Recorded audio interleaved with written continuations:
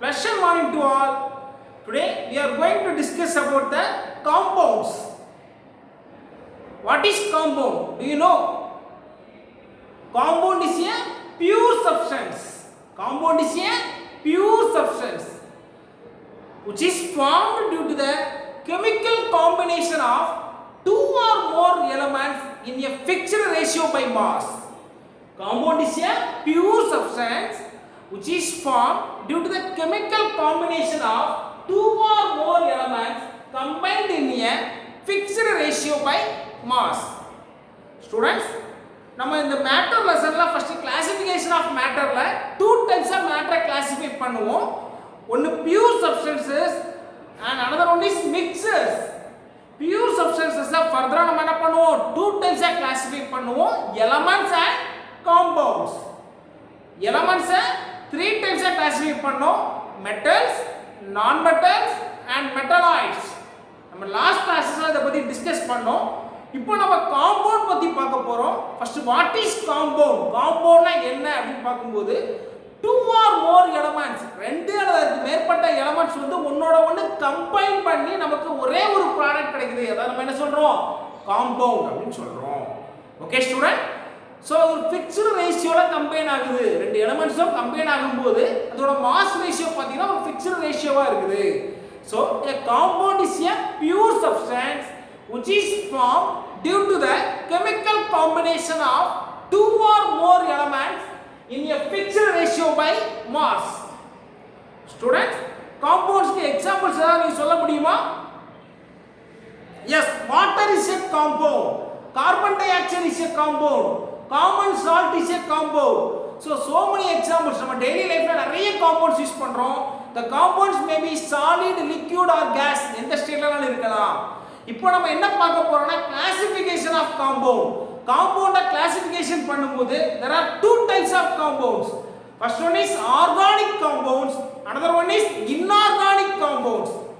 Organic compounds அப்படி பாத்தீங்கன்னா compounds obtained from living sources. So plants, animals, இந்த மாதிரி living sources வந்து obtain பண்ணக்கூடிய காம்பவுண்ட நம்ம என்ன சொல்லுவோம்? Organic compounds சொல்லுவோம். Organic compounds are the compounds which are obtained from living sources such as plants and animals. Organic compounds ங்கிறது உயிருள்ள பொருட்கள்ல இருந்து எடுக்கிறது. இப்போ plants, animals are living things இல்லையா? நம்ம living things, living sources இருந்து எடுக்கக்கூடிய அந்த காம்பவுண்டுக்கு என்ன பேரு? Organic compounds.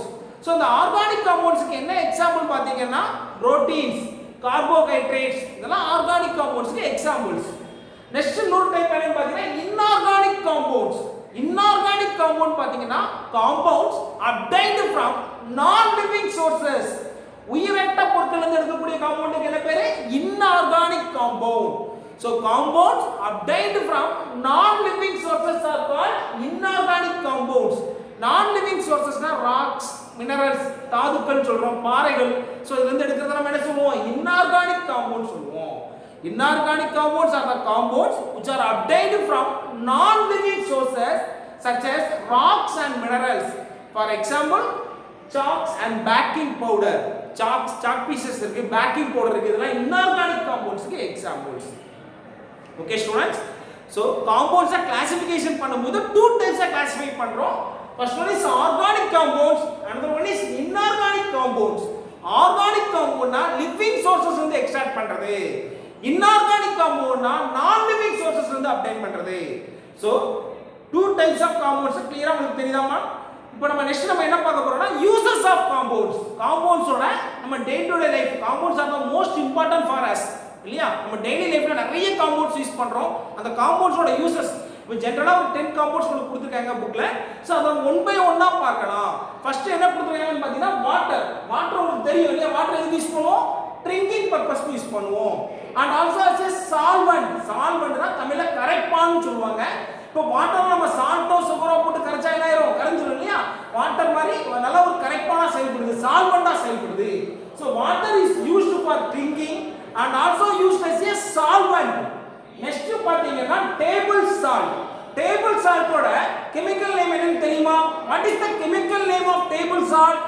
sodium chloride. So அப்ப ரெண்டு எலிமெண்ட்ஸ் இருக்குதுல, ஒன்னு சோடியம், இன்னொன்னு குளோரின். சோடியமும் குளோரினும் கம்பைன் பண்ணி நமக்கு என்ன கிடைக்குதுன்னா சோடியம் குளோரைடு கிடைக்குது.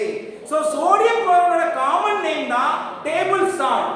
சோ the table salt எதுக்கு யூஸ் ஆகுதுன்னு பாத்தீங்கன்னா it is used as a preservative.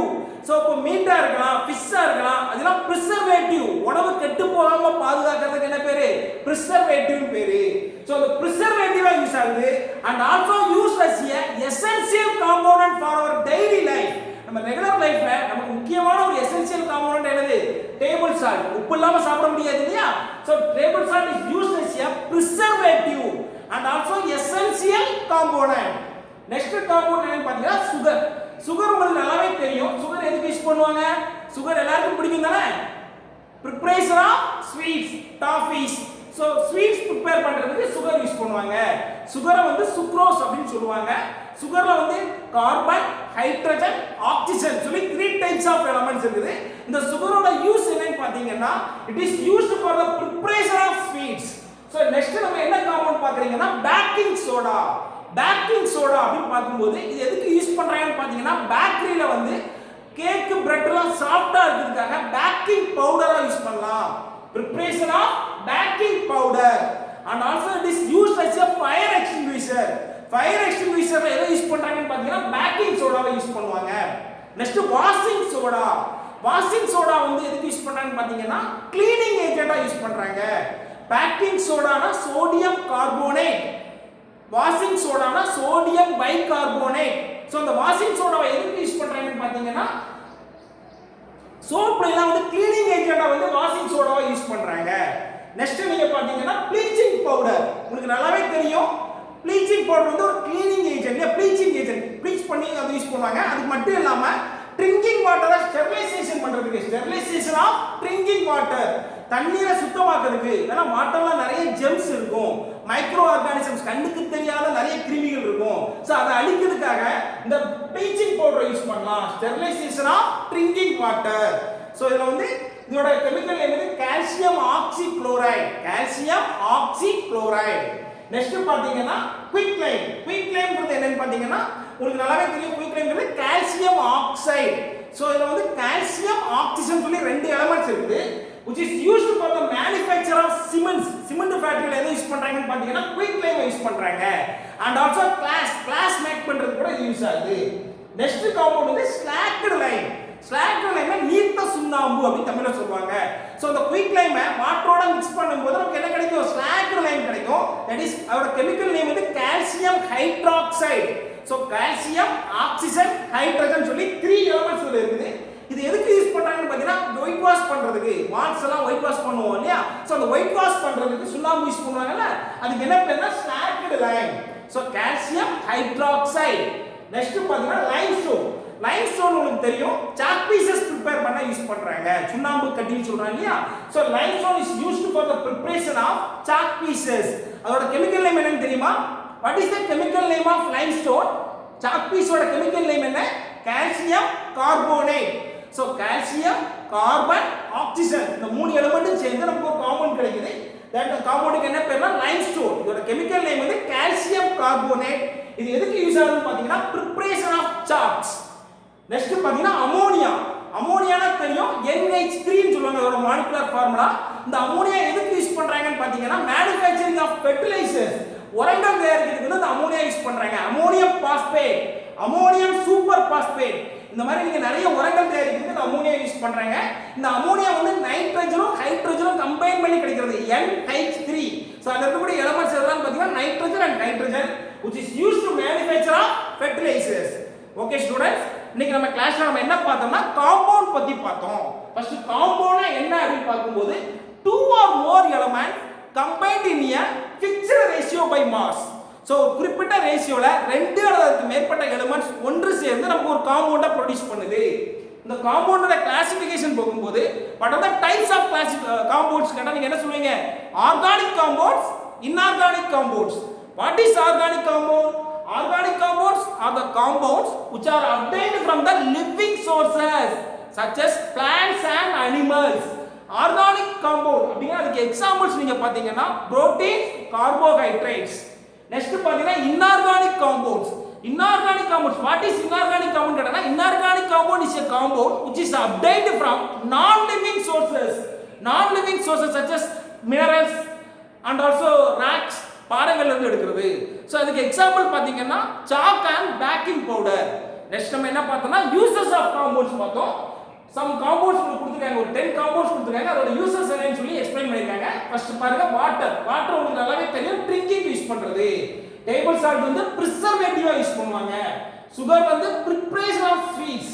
Packing soda preparation of baking powder. Washing soda used as a cleaning agent. சோப்புல cleaning agent யூஸ் பண்ணுவாங்க. Bleaching powder sterilization of drinking water. Sterilization of தண்ணியை சுத்தப்படுத்துறது, தூய்மையாக்குறது. Next quicklime is used for the manufacture of cement.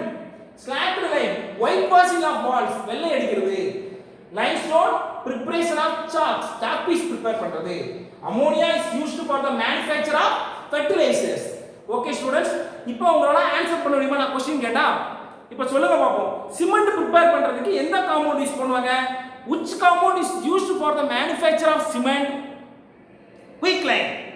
okay, next கேக்குறேன், which compound is used as the preparation of baking powder? baking powder prepare பண்றதுக்கு எந்த compound use பண்ணுவாங்க? baking soda. okay students, in this class we have discussed about the compounds. In our next class we will go to discuss about the changes around us. okay students, thank you very much.